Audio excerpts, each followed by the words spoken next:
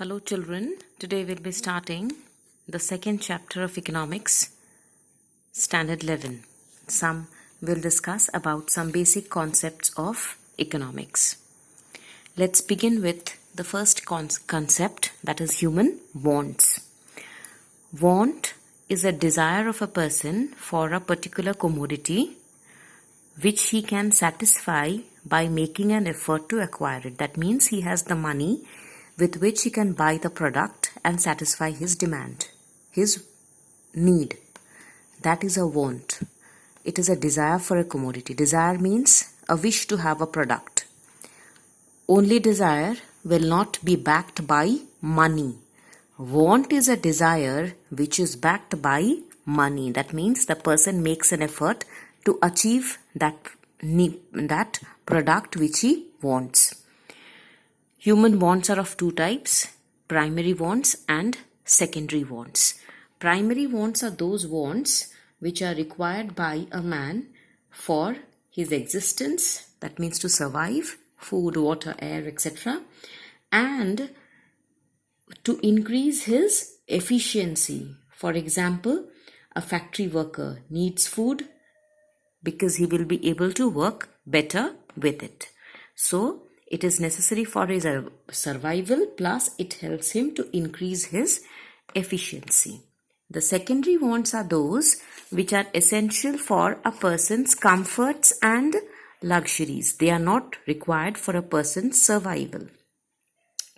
Comfort means to live a better life, a comfortable life at home. For example, an air conditioner is an example of comfort. It gives us a better life. When we feel hot on using an air conditioner, we can have a better living condition in the home.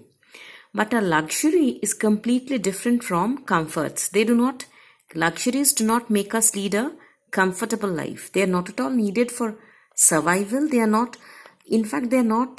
essential to increase the comforts also. For example, a diamond jewelry, a costly jewelry which is purchased by the rich people to show off their status is an example of a luxury. It will not increase the comforts at all. So, human wants are of two types, primary wants and secondary wants. Moving on to the next concept, that is consumption. Consumption means the use of the goods and services to satisfy human wants. A person who is hungry consumes a slice of bread, eats a piece of bread. That bread provides him satisfaction. That act of consuming it, of eating it, is known as consumption. Now, consumption does not just mean eating. When you use a pen to write, that is also consumption.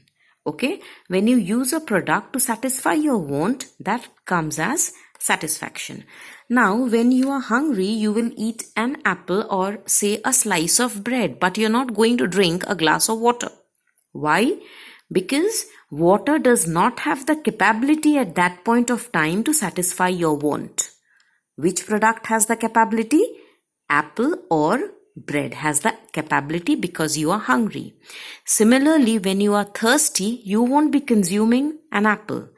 Rather, you will have a glass of water because water at that point of time has the capability to satisfy your want. So, when we consume, we use a product or a service which will satisfy our want, or we use a product which we need at that particular point of time. The next concept is production. Production means the act of making goods and services. Now, when you are consuming here bread, it's made out of wheat flour. We are not consuming the wheat flour. The wheat flour is the raw material. When you make a bread out of it, that is the good and service which people are going to use to satisfy their want. That process in which we are converting a raw material into a finished good is known as production. Production is carried on with the help of some things, or there are some factors which help in production. Those factors are known as 4 factors of production. And there are 4 factors of production: land, labor, capital and entrepreneur. Land is all those free gifts of nature which are commonly called as natural resources. Till now we have studied land means that upper surface of the soil in which we are cultivating or which we are constructing a house. But in economics, land has a little wider definition than that. Here it means any free gift of nature. Any free gift of nature is termed as land. Water is also land. Then sunlight is land. Iron ore is land. Any natural resource which can be of use to us is known as land. Second comes labor. Labor means a human being putting in efforts. What type of effort? Physical effort. That means his body strength.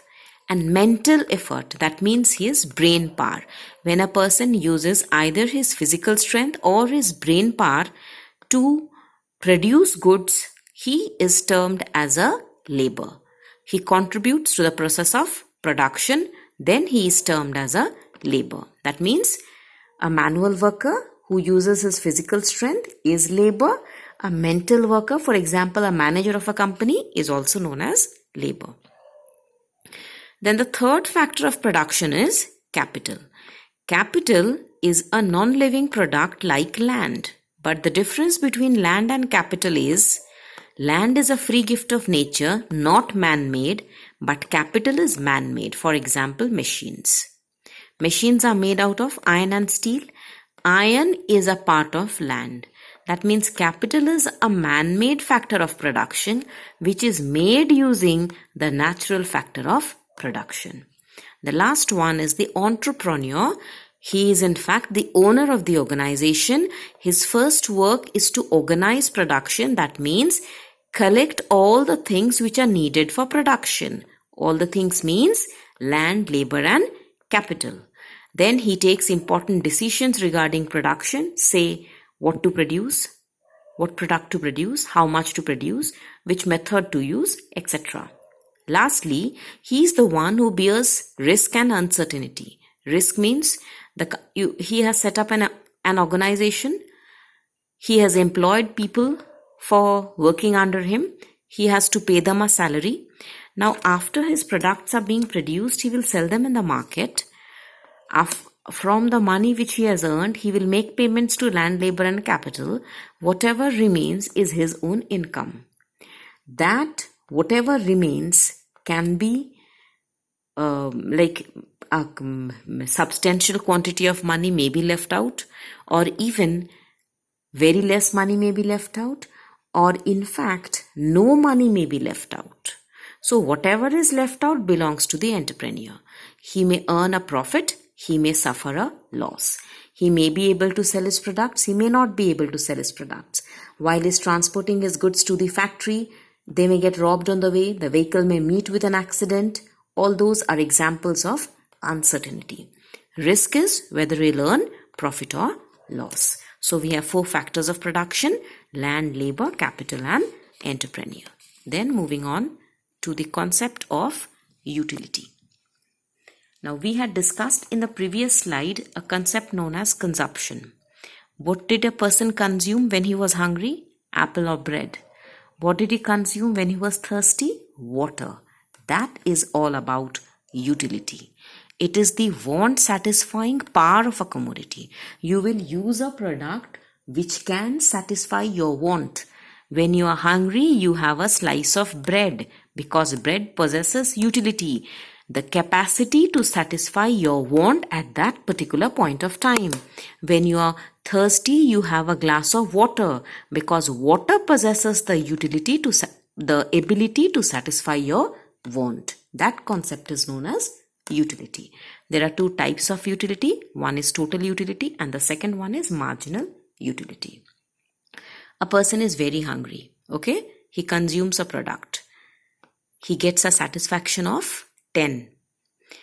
Now his stomach is filled up to a little extent. He is not that hungry now. He gets to consume another product. He consumes a second product. Now total from both the products, from the first product he has already got 7. Now 10. Will he get satisfaction 10 from the second product also? No. because here he was very hungry. So he wanted the product more. Intensity of desire was more. Here intensity of desire is less. So he will get less satisfaction from the second product. Okay. Total satisfaction by consuming both the products is 17. Out of which 10 he got from the first product and 7 he got from the second product. So total he gets a satisfaction of utility of 17 from after consuming 2 products. Now again his hunger has subsided. He consumes a third product. Okay, the third product gives him a utility of 4. Okay, first product had given him 10, second product had given him 2, so the total satisfaction was 17.